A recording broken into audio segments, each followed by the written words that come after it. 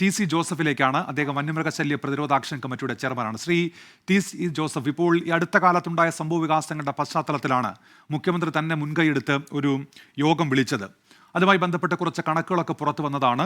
സംസ്ഥാനത്ത് 273 ഗ്രാമപഞ്ചായത്തുകളിലാണ് ഇത്തരത്തിൽ വന്യജീവി ഭീതി അത് രൂക്ഷമായി നിലനിൽക്കുന്നത്. 75 നിയമസഭാ മണ്ഡലങ്ങളിൽപ്പെട്ട 273 പഞ്ചായത്തുകളിൽ അന്നൊട്ടേറെ തീരുമാനങ്ങൾ വന്നതാണ്.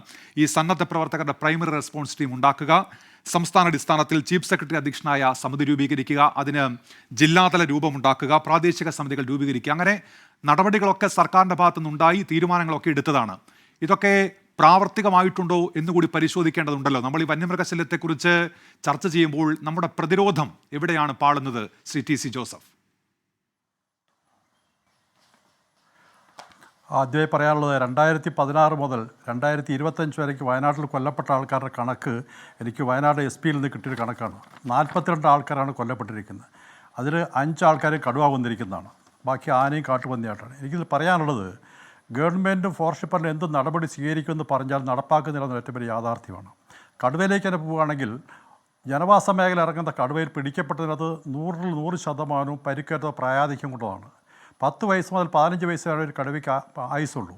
അവർ പരസ്പരം ഏറ്റുമുട്ടും. ഒരാളുടെ ടെറിട്ടറിയിൽ മറ്റൊരാളുടെ ടെറിട്ടറി ചെല്ലും. പ്രത്യേകിച്ച് ഇവർ ഇണചേർന്ന കാലങ്ങളിൽ അവർ പെണ്ണന്വേഷിച്ചും പുരുഷന്വേഷിച്ചും പോകുന്ന സമയത്ത് പരസ്പരം ഏറ്റുമുട്ടുകയും പരിക്കേൽക്കുകയും ചെയ്യുമ്പോൾ പരാജയപ്പെടുത്തവരെ പുറത്തിറങ്ങുന്നത്. അത്തരം കടുവകളെ യഥാസമയം കണ്ട് അവരെ മയക്കുപിടിച്ച് പിടിച്ച് അവരെ സംരക്ഷിക്കാനുള്ള നടപടിയാണ്. ഇത് ഞങ്ങൾ വർഷങ്ങളായി പറയുന്നതാണ്. ജനവാസ മേഖലയിൽ കടുവയായി ഇറങ്ങിയെന്ന് മനസ്സിലാക്കിയിട്ടുണ്ടെങ്കിൽ അത്രയും പെട്ടെന്ന് നമുക്ക് മനസ്സിലാക്കാൻ കഴിയുന്ന എന്താണ്? പരിക്കേറ്റതോ പ്രായാധിക്യതാണ്.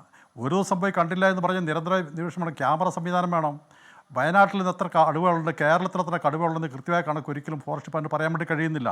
മറ്റ് പല സംസ്ഥാനങ്ങളിലും ആധുനിക സംവിധാനങ്ങളുണ്ട്, ക്യാമറകൾ സ്ഥാപിച്ചിട്ടുണ്ട്. ഓരോ കടുവയുടെ ശരീരത്തിലെ മാർക്ക് അനുസരിച്ച് അവരെ ഐഡൻറ്റിഫൈ ചെയ്യുന്നുണ്ട്.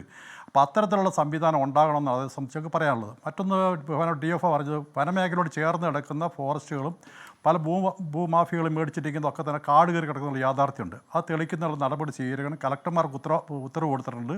ത്രിതല പഞ്ചായത്തിൽ ഇടപെട്ട കാര്യങ്ങൾ ചെയ്യേണ്ടതാണ്. ഇതൊക്കെ ചെയ്യുമ്പോഴും എന്താണ് ചെയ്യേണ്ടത്? ഫോറസ്റ്റ് ഡിപ്പാർട്ട്മെൻറ്റ് ഗവൺമെൻറ് നടപ്പാക്കേണ്ട ചില കാര്യങ്ങളുണ്ട്. ഒരിക്കലും കർഷകരുടെ അഭിപ്രായം കേൾക്കാൻ വേണ്ടി ഇവർ തയ്യാറാകുന്നില്ല.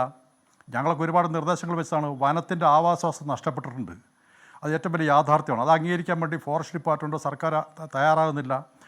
കടുവകളെ സംബന്ധിച്ച് പറയുകയാണെങ്കിൽ അവർ ഓടിച്ചിട്ടും പതിയിരുന്ന് മൃഗങ്ങളെ പിടിക്കുന്നവരാണ്. കടുവ കാടിന് ആവശ്യമാണ്. ആനക്കുട്ടികളെയാണ് അവരുടെ ഏറ്റവും ഇഷ്ട ഭക്ഷണം എന്ന് പറയുന്നത്.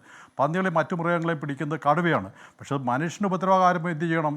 അപ്പോൾ അതിന് ചെയ്യേണ്ട ഒരു കാര്യം എന്ന് പറയുന്നത്, കടുവയുടെ സാന്നിധ്യം അറിഞ്ഞിട്ടുണ്ടെങ്കിൽ ക്യാമറ സ്ഥാപിച്ച് അത്തരം കടുവകളെ മയക്കുവെടി വെച്ച് പിടിച്ച് സംരക്ഷിക്കുന്നുള്ളത് വേണം. കൂട്ടിലിടുകയല്ലേ, 100 ചതുരശ്ര മീറ്ററുള്ള ടെറിട്ടറികൾ ഉണ്ടാക്കി അതിനകത്ത് അവരെ പാർപ്പിക്കണം. 1, 5, 10 ആയി കഴിഞ്ഞ് ഓപ്പൺ സൂവാക്കിയാൽ ഗവൺമെൻറ് വരുമാനമായി.